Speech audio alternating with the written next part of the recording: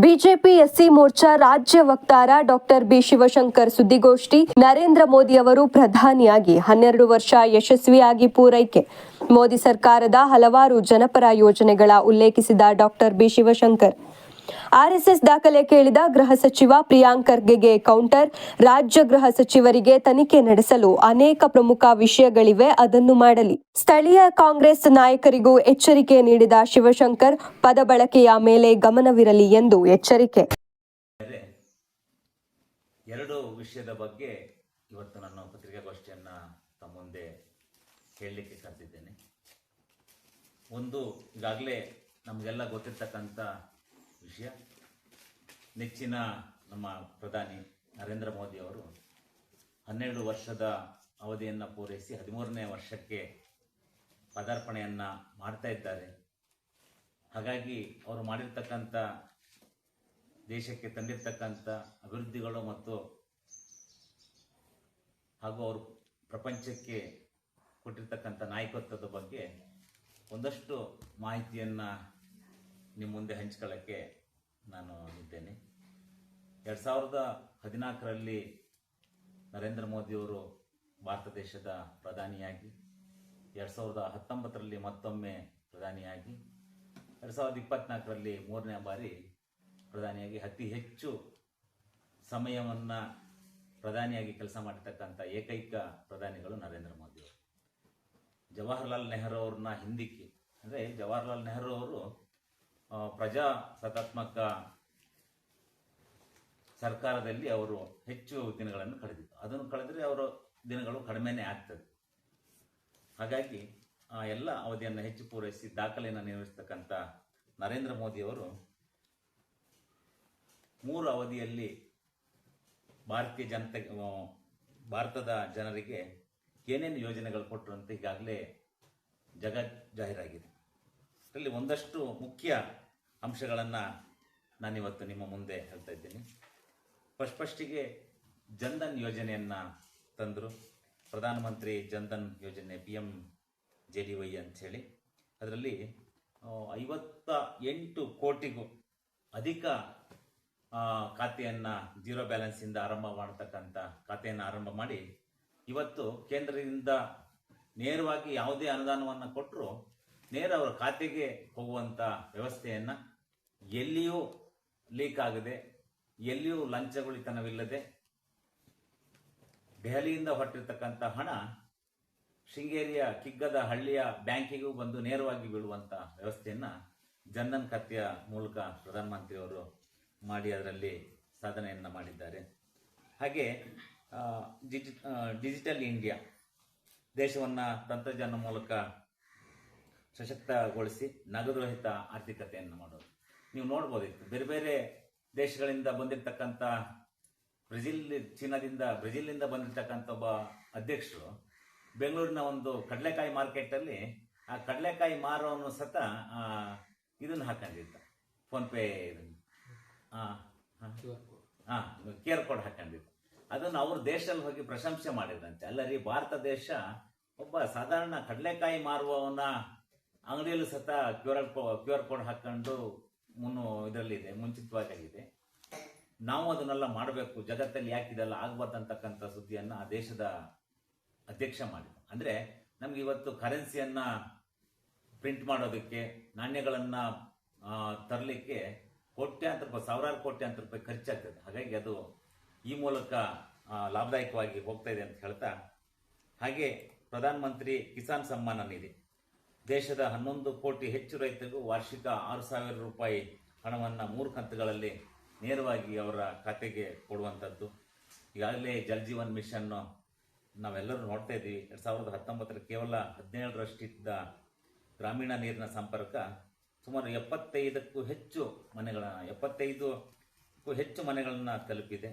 ಸ್ವಚ್ಛ ಭಾರತ ಅಭಿಯಾನವನ್ನು, ದೇಶದ ಬಯಲು ಶೌಚ ಮುಕ್ತಗೊಳಿಸುವಿಕೆ, 11 ಕೋಟಿಗೂ ಹೆಚ್ಚು ಗ್ರಾಮೀಣ ಪ್ರದೇಶಗಳಲ್ಲಿ ಶೌಚಗೃಹವನ್ನು ತೆರೆಯುವಂಥದ್ದು. ತುಂಬ ಕಡೆ ನಿಮ್ಗೆ ಗೊತ್ತಿರ್ಬೋದು, ಬಹುಶಃ ಕೇರಳದಲ್ಲಿ ಅತಿ ಹೆಚ್ಚು ಬಹಿರ್ದೇಶಕ್ಕೆ ಅಂತ ಹೊರಗೋಗ್ತಿರ್ತಕ್ಕಂಥ ಹೆಣ್ಮಕ್ಳು ಅಪಹರಣ ಆಗ್ತಾ ಇತ್ತು. 5 ವರ್ಷದಿಂದ 6 ವರ್ಷಕ್ಕೆ ಬಹಿರ್ದೇಶಕ್ಕೆ ಅಂತ ಹೊರಗೋಗುವ ಮಕ್ಕಳಿಗೆ ಕಾಯಿಲೆಗಳು ಬರ್ತಾ ಇತ್ತು. ಅವೆಲ್ಲವನ್ನೂ ನೀಗಿಸುವ ಸಲುವಾಗಿ ನರೇಂದ್ರ ಮೋದಿಯವರು ಬಹಳ ಎತ್ತರದ ಸಾಧನೆ ಮಾಡಿ 11 ಲಕ್ಷಕ್ಕೂ ಹೆಚ್ಚು ಶೌಚಾಲಯಗಳನ್ನು ನಿರ್ಮಿಸುವಲ್ಲಿ ಸಾಧನೆಯನ್ನು ಮಾಡಿದ್ದಾರೆ. ಹಾಗೆ ಪ್ರಧಾನಮಂತ್ರಿ ಆವಾಸ್ ಯೋಜನೆ, ಒಟ್ಟಾಗಿ 4 ಕೋಟಿಗೂ ಹೆಚ್ಚು ಸುಸಜ್ಜಿತ ಮನೆಗಳನ್ನು ನಿರ್ಮಿಸಿಕೊಡುವಂಥ ಕಾರ್ಯಕ್ರಮ. ಉಜ್ವಲ ಯೋಜನೆ ಬರೋಕ್ಕಿಂತ ಮುಂಚೆ ಗ್ಯಾಸನ್ನು ಸಬ್ಸಿಡಿಯನ್ನು ಬಿಡಬೇಕಂತೇಳಿ ಪ್ರಧಾನಮಂತ್ರಿಯವರು ಒಂದೇ ಕರೆಗೆ ದೇಶದ ಜನ ಅನೇಕರು ಸಬ್ಸಿಡಿಯನ್ನು ಬಿಟ್ಟುಕೊಟ್ಟಿರೋದು ಬಡವರಿಗೆ ಉಪಕಾರ ಆಗುವಂಥ ಯೋಜನೆ. 10 ಕೋಟಿಗೂ ಹೆಚ್ಚು ಗ್ರಾಮೀಣ ಭಾಗದಲ್ಲಿ ಮಹಿಳೆಯರಿಗೆ ಗ್ಯಾಸ್ ನೀಡುವಂಥ ಅವಕಾಶ. ಹಾಗೆ ವಿಶೇಷವಾಗಿ ಆಯುಷ್ಮಾನ್ ಭಾರತದಲ್ಲಿ 5 ಲಕ್ಷದ ಉಚಿತ ಹಾಗೂ 7 ಕೋಟಿಗೂ ಹೆಚ್ಚು ಜನ ಆಸ್ಪತ್ರೆ ವೆಚ್ಚದಿಂದ ಅದನ್ನು ಲಾಭವನ್ನು ಪಡ್ಕೊಂಡಿದ್ದಾರೆ. 70 ವರ್ಷದ ಮೇಲ್ಪಟ್ಟವರಿಗೂ ಅದನ್ನು ಮುಂದುವರಿಸ್ತಿದೆ. ಪ್ರಧಾನಮಂತ್ರಿ ಮುದ್ರಾ ಯೋಜನಾ 10 ಲಕ್ಷದವರೆಗೆ ಈ ಸಾಲ 40 ಕೋಟಿಗೂ ಅಧಿಕ ಸಾಲಗಳನ್ನು ಪಡೆದಿರ್ತಕ್ಕಂಥದ್ದು. ಹಾಗೆ ಈ ರೀತಿ ಪಟ್ಟಿ ಮಾಡ್ತಾ ಹೋದರೆ ಬಹುಶಃ ನನಗೆ ಇವತ್ತು ಒಂದು ದಿವಸ ಇಡೀ ಬೇಕಾಗುತ್ತೆ ಪತ್ರಿಕಾಗೋಷ್ಠಿ ಮಾಡೋದು. ವಿಶೇಷವಾಗಿ ಪ್ರಮುಖ ಸಾಂವಿಧಾನಿಕ ನಿರ್ಧಾರಗಳು ನಮಗೆಲ್ಲರಿಗೂ ಗೊತ್ತಿದೆ. ಕಲಂ 370 ಕಾಶ್ಮೀರದಲ್ಲಿ ತೆಗೆದಿರುವಂಥದ್ದು. ಅದರಿಂದ ಏನೇನು ಲಾಭ ಆಗಿದೆ ಇವತ್ತು ಭಾರತದ ಸತ್ಪ್ರಜೆ ಯಾರು ಬೇಕಾದರೂ, ಸಾಬ್ರು ಇರ್ಬೋದು, ಗೋಪಾಲಕೃಷ್ಣ ಇರ್ಬೋದು, ರಮೇಶ್ ಇರ್ಬೋದು, ಯೋಗಪಾಶ್ ಇರ್ಬೋದು, ಕಾಶ್ಮೀರದಲ್ಲಿ ಹೋಗಿ ವ್ಯವಹಾರ ಮತ್ತು ಸೈಟನ್ನು ತಗೊಳ್ಳುವಂಥ ಅವಕಾಶವನ್ನು ಒಂದೇ ಬಾವುಟ ಮತ್ತು ಒಬ್ಬರೇ ಪ್ರಧಾನಿ ಅಂತಕ್ಕಂಥ ಘೋಷಣೆ ಆಗಿರುವಂಥದ್ದು. ಹಾಗೆ IPC 150 ಬ್ರಿಟಿಷ್ ಕಾಲದಿರ್ತಕ್ಕಂಥ ಸೆಕ್ಷನ್ಗಳಲ್ಲಿ ಭಾರತೀಯ ನ್ಯಾಯ ಸಂಹಿತೆ, ಭಾರತೀಯ ನಾಗರಿಕ ಸಂಹಿತೆ ಹಾಗೂ ಭಾರತೀಯ ಸಾಕ್ಷಿ ಅಧಿನಿಯಮ BSCAಗಳನ್ನು ಜಾರಿಗೆ ತರಲಾಗಿದೆ. ವಿಶೇಷವಾಗಿ ಸಾಬ್ರಲ್ಲಿದ್ದಾರೆ ತ್ರಿವಳಿ ತಲಾಖಿನ ಬಗ್ಗೆ ಮುಸಲ್ಮಾನ್ ಹೆಣ್ಮಕ್ಳಿಗೆ ಭಾರಿ ಸಂಕಟ ಆಗ್ತಿತ್ತು. ಅದನ್ನು ವಿಶೇಷವಾಗಿ ತೆಗೆದುಹಾಕಿ ಆ ಹೆಣ್ಮಕ್ಳ ಬಾಳಿಗೂ ದೀಪವನ್ನು ಬೆಳಗಿರ್ತಕ್ಕಂಥ ನರೇಂದ್ರ ಮೋದಿಯವರು ತಮ್ಮ 13ನೇ ವರ್ಷಕ್ಕೆ ಪಾದಾರ್ಪಣೆ ಮಾಡ್ತಿದ್ದಾರೆ. ಈ ಸಂದರ್ಭದಲ್ಲಿ ಮತ್ತಷ್ಟು ಹೆಚ್ಚು ಶಕ್ತಿಯನ್ನು ಕೊಡಲಿ. ಗುಜರಾತಿನಲ್ಲಿ ಅವರು ಮುಖ್ಯಮಂತ್ರಿ ಆಗಿದ್ದಾಗ ಅತಿ ಹೆಚ್ಚು ಯಶಸ್ವಿ ಕಾರ್ಯಕ್ರಮಗಳನ್ನು ಮಾಡಿರೋದ್ರಿಂದ ಅವರನ್ನ ದೇಶದಲ್ಲಿ ಪ್ರಧಾನಿಯಾಗಿ ಮಾಡಿದರೆ ದೇಶದಲ್ಲೂ ಸಹ ಈ ರೀತಿಯ ಕೆಲಸವನ್ನು ಮಾಡ್ಬೋದು ಅಂತೇಳಿ ಭಾರತೀಯ ಜನತಾ ಪಕ್ಷ ಮತ್ತು ಸಂಘದ ಹಿರಿಯರೆಲ್ಲರೂ ಅವ್ರನ್ನ ಗುರುತು ಮಾಡಿ ಇವತ್ತು ಪ್ರಪಂಚಕ್ಕೆ ನಂಬರ್ 1 ಪ್ರಧಾನಿಯಾಗಿದ್ದಾರೆ ಅನ್ನೋದಕ್ಕೆ ನನಗೆ ಬಹಳ ಹೆಮ್ಮೆ ಇದೆ. ಹಾಗೆ ತುಂಬ ಜನ ಮಾತಾಡ್ತಾರೆ. ನಮ್ಮ ವಿರೋಧ ಪಕ್ಷದ ನಾಯಕರು ಕೊಪ್ಪದವರೊಬ್ಬರು ಮಾತಾಡಿದರು, ಅಲ್ಲ ನರೇಂದ್ರ ಮೋದಿ ಅವರೇನು ಗ್ರಾಮ ಪಂಚಾಯತಿ ಮೆಂಬರ್ ಆಗಿದ್ರಾ, ತಾಲೂಕ್ ಪಂಚಾಯತಿ ಮೆಂಬರ್ ಆಗಿದ್ರಾ, MLA ಆಗಿದ್ರಾ ಅಂತ ಹೇಳ್ತಾರೆ. ನಾನು ಅವರಿಗೊಂದು ಪ್ರಶ್ನೆಯನ್ನು ಹೇಳ್ತಾ ಇದ್ದೀನಿ. ನಾಯಕರು, ನಿಮ್ಮ ನಾಯಕರುಗಳು ಇಂದಿರಾ ಗಾಂಧಿಯಿಂದ ಹಿಡಿದು, ರಾಜೀವ್ ಗಾಂಧಿಯಿಂದ ಹಿಡಿದು, ಸೋನಿಯಾ ಗಾಂಧಿಯಿಂದ ಹಿಡಿದು, ಪ್ರಿಯಾಂಕಾ ಗಾಂಧಿಯಿಂದ ಹಿಡಿದು ಯಾರ್ಯಾರು ಯಾವ್ಯಾವ್ದು ಗ್ರಾಮ ಪಂಚಾಯತಿಯಿಂದ ಬಂದಿದ್ದಾರೆ, ಗೆದ್ದಿದ್ದಾರೆ ಅಂತಕ್ಕಂಥದ್ದನ್ನು ನೀವು ಹೇಳಬೇಕಂತೇಳಿ ನಾನು ಈ ಸಂದರ್ಭದಲ್ಲಿ ಅವ್ರಿಗೊಂದು ಪ್ರಶ್ನೆಯನ್ನು ಕೇಳ್ತಾ ಇದ್ದೀನಿ. ಮೋದಿಜಿಯವ್ರ ಬಗ್ಗೆ ಬಾಯಿಗೆ ಬಂದಂಗೆ ಮಾತಾಡ್ತಾರೆ, ಏಕವಚನದಲ್ಲಿ ಮಾತಾಡ್ತಾರೆ. ಮೋದಿಜಿ ತನ್ನ ಸಾಂಸಾರಿಕ ಜೀವನವನ್ನು ಬಿಟ್ಟು ಭಾರತ ದೇಶಕ್ಕೆ ಏನಾದರೂ ಕೊಡುಗೆಯನ್ನು ಕೊಡಬೇಕು ಅಂಥೇಳಿ ಇವತ್ತು ನಾಳೆ ಜೂನ್ 21 ಪ್ರಪಂಚದಲ್ಲಿ 172ಕ್ಕೂ ಹೆಚ್ಚು ದೇಶಗಳಲ್ಲಿ ಮತ್ತು 44 ಹೆಚ್ಚು ಮುಸಲ್ಮಾನ್ ರಾಷ್ಟ್ರಗಳಲ್ಲಿ ಯೋಗ ದಿನಾಚರಣೆಯನ್ನು ಮಾಡ್ತಿದೆ. ಭಾರತದ ಪ್ರಧಾನಿಯ ಒಂದೇ ಒಂದು ಕರೆಗೆ ಈ ಕಾರ್ಯಕ್ರಮ ನಡೀತಾ ಇದೆ. ಯಾಕೆ ಅಂತ ಹೇಳಿದ್ರೆ ನಾವು ಫಸ್ಟು ಮಾನಸಿಕವಾಗಿ ಧೈರ್ಯ ಹೇಗೂ ತಗೊಳ್ಬೇಕು, ಹಾಗೆ ನಮ್ಮ ಬಾಡಿ ಲ್ಯಾಂಗ್ವೇಜಲ್ಲೂ ನಮಗೆ ಗಟ್ಟಿತನ ಇದ್ದರೆ ನಾವು ದೇಶವನ್ನು ಗಟ್ಟಿಗೊಳಿಸ್ಬೋದಂತ ನಿಟ್ಟಿನಲ್ಲಿ ಈ ಕಾರ್ಯಕ್ರಮ ಆಗ್ತದೆ. ಹಾಗಾಗಿ ಕೋಲ್ಕತ್ತಾದಲ್ಲಿ ಬಾರಿ ಬಹುಶಃ ಮೋದಿಯವರು ಅದಕ್ಕೆ ಚಾಲನೆ ಕೊಡೋರು ಇದ್ದಾರೆ. ಹಾಗಾಗಿ ಪ್ರತಿಯೊಬ್ಬ ವ್ಯಕ್ತಿಯೂ ಸದೃಢನಾಗಬೇಕು. ಆ ಮೂಲಕ ಮಾನಸಿಕ ಶಕ್ತಿಯನ್ನು ಹೆಚ್ಚುಗೊಳಿಸ್ಕೊಳ್ಬೇಕಂತಕ್ಕಂಥ ಮೋದಿಯವರ ಈ ನಿರ್ಧಾರ ಇಡೀ ಪ್ರಪಂಚವೇ ಒಪ್ಪಿಕೊಂಡು ಅದನ್ನು ಮಾಡ್ತಾ ಇದೆ. ಹಾಗಾಗಿ ಅಂಥ ಒಬ್ಬ ಪುಣ್ಯಾತ್ಮನ ವ್ಯಕ್ತಿಯನ್ನು ವಿರೋಧ ಪಕ್ಷವರು ಟೀಕೆ ಮಾಡಿ, ಬೇರೆ ಬೇರೆ ವಿಷಯಗಳಲ್ಲಿ ಟೀಕೆ ಮಾಡೋಕ್ಕೆ ತುಂಬ ಇರ್ತದೆ. ಆದರೆ ಅವರ ನಾಯಕತ್ವದ ಬಗ್ಗೆ ಅವರನ್ನು ಮೆಚ್ಚಿ ತುಂಬ ಜನ ಇವತ್ತು ತುಂಬ ರಾಜ್ಯದಲ್ಲಿ ರಾಜ್ಯಸಭಾ ಸದಸ್ಯರಿರ್ಬೋದು, MP ಗಳಿರ್ಬೋದು, ಭಾರತೀಯ ಜನತಾ ಪಕ್ಷದ ಪ್ರಧಾನಮಂತ್ರಿಗಳವರ ಕರ್ತವ್ಯವನ್ನು ಮತ್ತು ಅವರ ಸಾಧನೆಯನ್ನು ಮೆಚ್ಚಿ ಎಲ್ಲರೂ ಅವ್ರವ್ರ ಪಕ್ಷಕ್ಕೆ ರಾಜೀನಾಮೆ ಕೊಟ್ಟು ಓಡೋಕೆ ಬರ್ತಾ ಇದ್ದಾರೆ. ಮುಂದಿನ ದಿನಗಳಲ್ಲಿ ಬಹುಶಃ 33% ಮಹಿಳಾ ಮೀಸಲಾತಿಯನ್ನು ಮತ್ತು 850ಕ್ಕೂ ಹೆಚ್ಚು MP ಸಂಸದರನ್ನು ತರುವಂಥ ಪ್ರಯತ್ನಕ್ಕೂ ಬಹುಶಃ ಪೂರಕವಾಗುವಂತೆ ಸದಸ್ಯರ ಸಂಖ್ಯೆ ಹೆಚ್ಚಾಗ್ತಿರೋದು ಗಮನಾರ್ಹವಾಗಿದೆ. ಒಳ್ಳೆಯದಾಗಲಿ ಮುಂದಿನ ದಿನ ಅದಕ್ಕೆ ಅಂತೇಳಿ ಹೇಳ್ತಾ, ಪ್ರಧಾನಿಯವರು ಇನ್ನೂ ತಮ್ಮ ಜೀವಿತಾವಧಿಯಲ್ಲಿ ಮುಂದೆಯೂ ಪ್ರಧಾನಿ ಆಗ್ತಾರೆ ನಮ್ಮ ದೇಶಕ್ಕೆ ಅಂತಕ್ಕಂಥ ಎಲ್ಲ ಜಾತಕ ಶಕ್ತಿಗಳು ನುಡಿದಿದ್ದಾವೆ.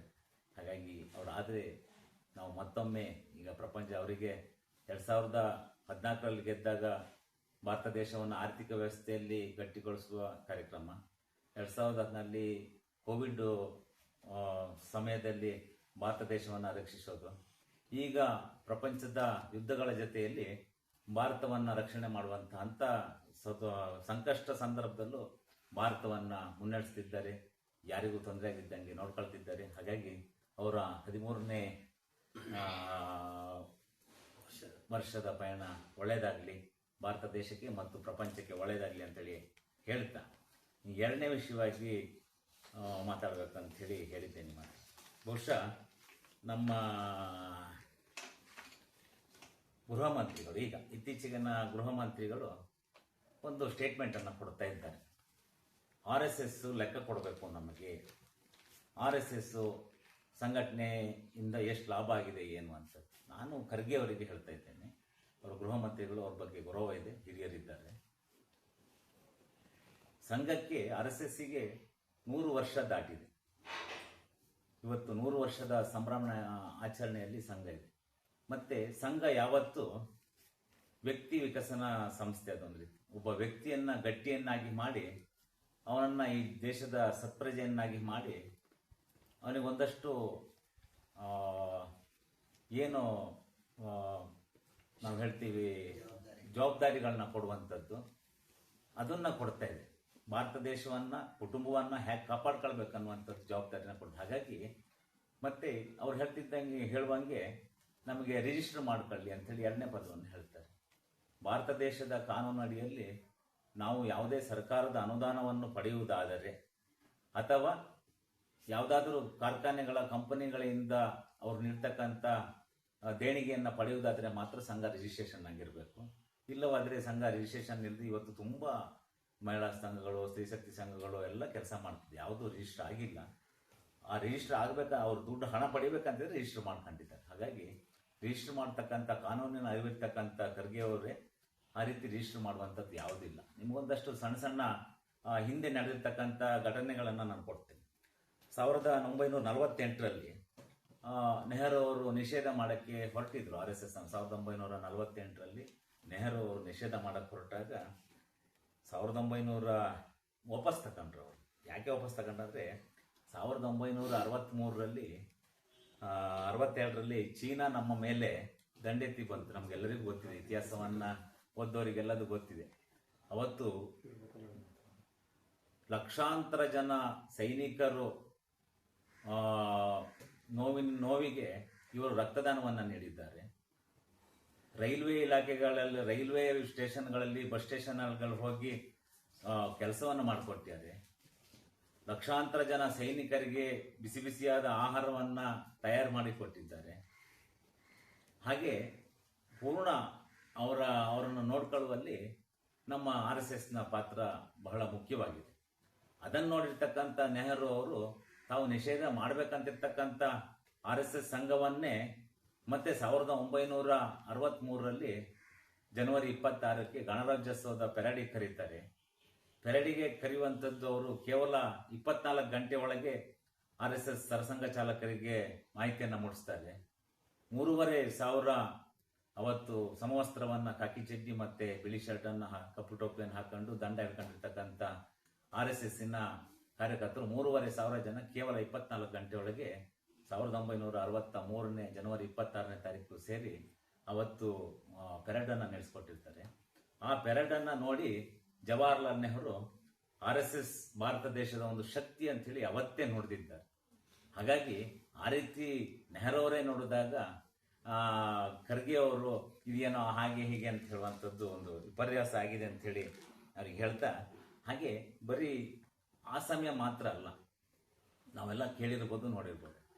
ಸುನಾಮಿ ಬಂದಾಗ, ಬರಗಾಲ ಬಂದಾಗ, ಫ್ಲಡ್ ಬಂದಾಗ ಎಲ್ಲ ಕಡೆನೂ, ಮೊನ್ನೆ ಕೇರಳದಲ್ಲಿ ಸತ ಫ್ಲಡ್ ಆದಾಗ ಎಲ್ಲ RSSನ ಪ್ರಮುಖರು, ಎಲ್ಲ ಕಾರ್ಯಕರ್ತರು, ಸಂಘದ ಎಲ್ಲ ಕಾರ್ಯಕರ್ತರು ಹೋಗಿ ವಯನಾಡಲ್ಲಿ ಕಾರ್ಯಕರ್ತರು ಹೋಗಿ ಅವ್ರನ್ನ ರಕ್ಷಿಸುವಂತ ಕೆಲಸ, ಅವರಿಗೆ ಊಟ ತಿಂಡಿ ಕೊಡುವಂತ ಕೆಲಸ, ಅವರಿಗೆ ಬಟ್ಟೆ ಕೊಡುವಂತ ಕೆಲಸ ಎಲ್ಲವನ್ನೂ ಮಾಡಿದ್ದಾರೆ.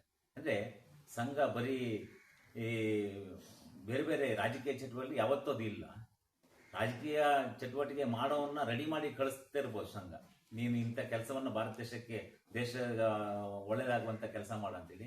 ಆದರೆ ಈ ರೀತಿಯ ಕೆಲಸಗಳಿಗೆ ಹೆಚ್ಚು ಒತ್ತನ್ನು ಕೊಟ್ಟು ಈ ರೀತಿ ಕೆಲಸವನ್ನ ಮಾಡ್ತದೆ ಅಂತೇಳಿ ಹೇಳ್ತಾ ಈಗಾಗಲೇ ಹೇಳಿದೆ. ಹಾಗಾಗಿ ಬಾಲಿಶ ಪ್ರಶ್ನೆ ಮತ್ತು ಸುಳ್ಳು ಸುದ್ದಿಗಳನ್ನ ಕೊಡಬಾರ್ದು ಅಂತ ಹೇಳಿ ಹೇಳ್ತಾ ವಿಶೇಷವಾಗಿ ನಾವೆಲ್ಲ ನೋಡ್ತಾ ಇದ್ವಿ. ಈಗ ಖರ್ಗೆ ಅವರಿಗೆ ತುಂಬ ಕೆಲಸ ಇದೆ. ಧರ್ಮಸ್ಥಳ ಬಗ್ಗೆ ಬಹಳಷ್ಟು ಆರೋಪವನ್ನು ತರಬೇಕು, ಧರ್ಮಸ್ಥಳ ದೇವಸ್ಥಾನದ ಬಗ್ಗೆ ಹಿಂದೂಗಳ ಭಾವನೆಗೆ ಧಕ್ಕೆ ತರಬೇಕಂತೇಳಿ ಬೇರೆ ಬೇರೆ ಮತೀಯ ಶಕ್ತಿಗಳು ಹೋರಾಟ ಮಾಡ್ತಾ ಇದ್ದಾವೆ. ಅದನ್ನ ಕಂಟ್ರೋಲ್ ಮಾಡಿ ಯಾರ ತಪ್ಪಿತಸ್ಥರು, ಪ್ರಕಾಶ್ ರಾಜ್ ಅಂತ ಹಿರಿಯ ನಟನ ಹೆಸರು ಸತ ಈಗ ಚಾಲ್ತಿಲಿದೆ, ಮುಂಚೂಣಿಯಲ್ಲಿದೆ. ಅಂಥವ್ರನ್ನೆಲ್ಲ ಅರೆಸ್ಟ್ ಮಾಡಿ ಏನಾಗಿದೆ ಅಂತಕ್ಕಂಥ ಮಾಡುವಂತ ಕೆಲಸ ಮಾಡಬೇಕಾಗಿದೆ ಅದು ನಮ್ಮ ಖರ್ಗೆ ಅವರು.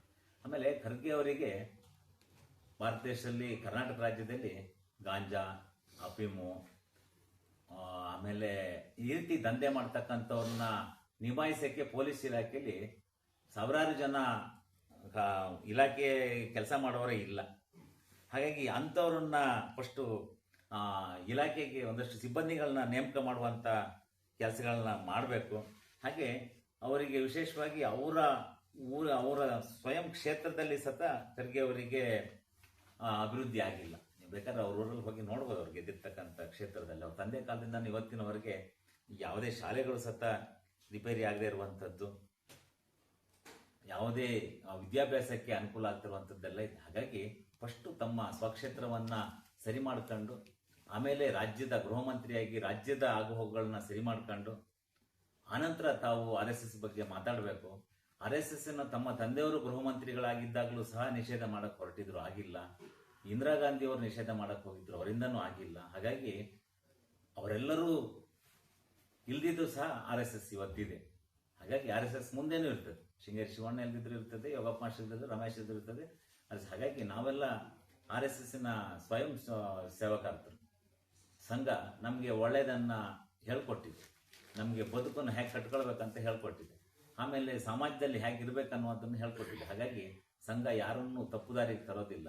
ಪ್ರತಿ ಸಂಘದಲ್ಲಿ ನಡೆಯುವ ಶಾಖೆಗೆ ಹೋದರೆ ಶಾಖೆಗೆ ದೊಡ್ಡ ದೊಡ್ಡ ವ್ಯಕ್ತಿಗಳೆಲ್ಲ ಹೋಗಿದ್ದಾರೆ. ನಮ್ಮ ಪ್ರಧಾನಿಗಳಿಂದ ಹಿಡಿದು, ರಾಷ್ಟ್ರಪತಿಗಳಿಂದ ಹಿಡಿದು, ನಮ್ಮ ಡಾಕ್ಟರ್ ಬಾಬಾ ಸಾಹೇಬ್ ಅಂಬೇಡ್ಕರ್ ಸಹ ಶಾಖೆಗೆ ಹೋಗಿ ಬಂದವರಿದ್ದಾರೆ.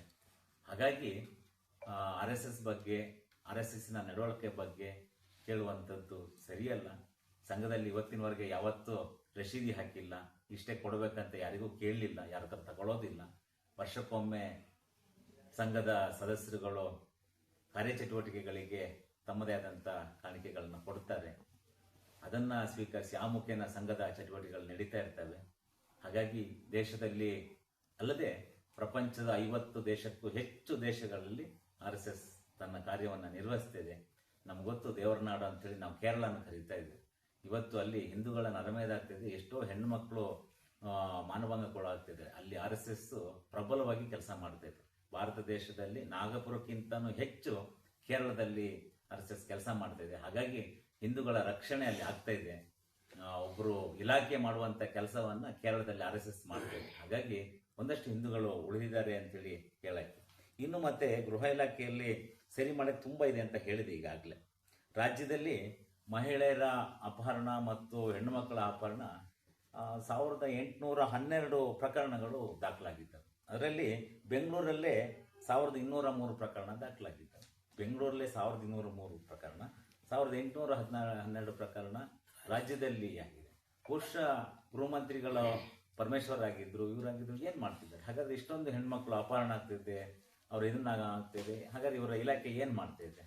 ಯಾವುದೋ ಒಂದು ರಾಜಕೀಯ ಉದ್ದೇಶಕ್ಕಾಗಿ ರಾಜಕೀಯವಾಗಿ RSS ಬೆಳೀತೆ, ರಾಜಕೀಯದಾಗ ಅವ್ರನ್ನ ಬೆಳೆಸ್ತಾರೆ, ಅವರಿಗೆ ಗಟ್ಟಿತನವನ್ನು ಹೇಳ್ಕೊಡ್ತಾರೆ ಅನ್ನೋ ಒಂದೇ ಉದ್ದೇಶದಿಂದ ನಾನು ಅದನ್ನ ಲೆಕ್ಕ ಕೇಳ್ತೀನಿ, ಪತ್ರ ಕೇಳ್ತೀನಿ ಅಂತಕ್ಕಂಥನ್ನ ಬಿಟ್ಟು ಈ ರೀತಿ ಆಗ್ತಿರ್ತಕ್ಕಂಥ ರಾಜ್ಯಕ್ಕೆ ಆಗ್ತಿರ್ತಕ್ಕಂಥ ಅನ್ಯಾಯಗಳನ್ನು ನೋಡಿಬಿಟ್ಟು ಅದ್ರ ಬಗ್ಗೆ ಕೆಲಸ ಮಾಡ್ಬೇಕಂತ ಹೇಳ್ತಾ ಬಹುಶಃ ಈ ವರ್ಷ ಹವಾಮಾನ ಇಲಾಖೆ ಹೇಳ್ದಂಗೆ 40-50% ಮಳೆ ಕಡಿಮೆ ಆಗುವ ಸಾಧ್ಯತೆಗಳಿದ್ದಾವೆ. ಮುಂದಿನ ದಿನಗಳಲ್ಲಿ ಜಲಕ್ಷಾಮ ಹೇಳ್ತದೆ. ಹಾಗಾಗಿ ಆ ನಿಟ್ಟಿನಲ್ಲಿ ಮೋಡ ಬಿತ್ತನೆ ಮಾಡಬೇಕಾ ಇಲ್ಲ ರೈತರಿಗೆ ಹೆಲ್ಪ್ ಮಾಡುವಂಥದ್ದು, ಆ ರೀತಿಯಲ್ಲಿ ಎಲ್ಲ ಇಲಾಖೆಗಳು ಸೇರಿ ರೈತ ಬೆಳೆ ಬೆಳೆದ್ರೆ ಮಾತ್ರ ನಾವು ಅನ್ನ ತಿನ್ನಕ್ಕೆ. ಪೆಟ್ರೋಲ್ ಡೀಸೆಲ್ ಹೇಗೋ ಹರ್ಮಜ್ಜು ಓಪನ್ ಆಗಿದೆ, ಬರ್ತದೆ, ಇಲ್ಲಾಂದ್ರೆ ಹೇಗೋ ಬರ್ತದೆ. ಹಾಗೆ ಇಲ್ಲಿ ಭತ್ತ ಬೆಳೆದಿದ್ರೆ ಅಕ್ಕಿ ಬೆಳೆದಿದ್ರೆ ತಿನ್ನಕ್ಕಾಗಲ್ಲ ನಾವು.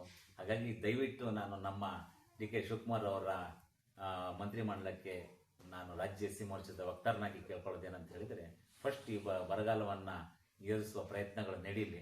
ಪ್ರತಿ ಹೋಬಳಿ ಹಳ್ಳಿ ಮಟ್ಟದಲ್ಲಿ ರೈತರ ಕಷ್ಟವನ್ನು ಆಲೈಸಿ ಅಂತೇಳಿ ನಿಮಗೆ ಹೇಳ್ತಾ, ಆ ಮುಖೇನ ಜನರಿಗೆ ಒಳ್ಳೆಯದನ್ನು ಮಾಡಿ ರಾಜಕೀಯ ಕೆಸರಾಟವನ್ನು ನಿಲ್ಲಿಸಿ ಅಂತ ಹೇಳ್ತಾ, ಮತ್ತೆ ಸ್ಥಳೀಯ ನಾಯಕರುಗಳಿಗೂ ನನ್ನ ಮನವಿ, ತಾವು ಮಾತಾಡೋತ್ತಿಗೆ ಸ್ವಲ್ಪ ಎಚ್ಚರಿಕೆಯಿಂದ ಮಾತಾಡಿ. ತಾವೆಲ್ಲ ವಿದ್ಯಾವಂತರಿದ್ದೀರಿ, ತಿಳಿದವರಿದ್ದೀರಿ, ಸಾಹಿತ್ಯ ಕ್ಷೇತ್ರದಲ್ಲಿ ಕೆಲಸ ಮಾಡೋರಿದ್ದೀರಿ. ಹಾಗಾಗಿ ನೀವು ಮಾತಾಡುವಾಗ ನಿಮ್ಮ ಪದಗಳ ಬಳಕೆ ಕರೆಕ್ಟಾಗಿರಲಿ ಅಂತ ಹೇಳ್ತಾ, ಅಣ್ಣಾಮಲೈ ಅಂತ ಒಬ್ಬ ಒಳ್ಳೆಯ ವ್ಯಕ್ತಿಯನ್ನ ಬೈಯುವಂಥ ಕೆಲಸವನ್ನು ಮಾಡ್ತಾ ಇದ್ದೀರಿ, ನೀಚ ಕೆಲಸವನ್ನು ಮಾಡ್ತಾ ಇದ್ದೀರಿ. ದಯವಿಟ್ಟು ಅಣ್ಣಾಮಲೈ ಅವರು ಓದಿರ್ತಕ್ಕಂಥ ಎಜುಕೇಷನ್ನು, ಅವ್ರು ಮಾಡಿರ್ತಕ್ಕಂಥ ಡಿಗ್ರಿಗಳು, ಅವ್ರು ಮಾಡಿರ್ತಕ್ಕಂಥ ಉಡುಪಿ, ಮಂಗಳೂರು, ಚಿಕ್ಕಮಗಳೂರು IPS SP ಆಗಿ ಮಾಡಿರ್ತಕ್ಕಂಥ ಕೆಲಸಗಳು, ಇವತ್ತು ನಾನು ಏನಾದರೂ ರಾಷ್ಟ್ರಕ್ಕೆ ಕೊಡಬೇಕಂತೇಳಿ ಒಂದು ರಾಷ್ಟ್ರೀಯ ಪಕ್ಷದ ಸದಸ್ಯತ್ವವನ್ನು ತೊರೆದು ಹೋರಾಟವನ್ನು ತಮಿಳುನಾಡಲ್ಲಿ ಮಾಡ್ತಿರ್ತಕ್ಕಂಥ ಏಕೈಕ ವ್ಯಕ್ತಿಯವರು. ಹಾಗಾಗಿ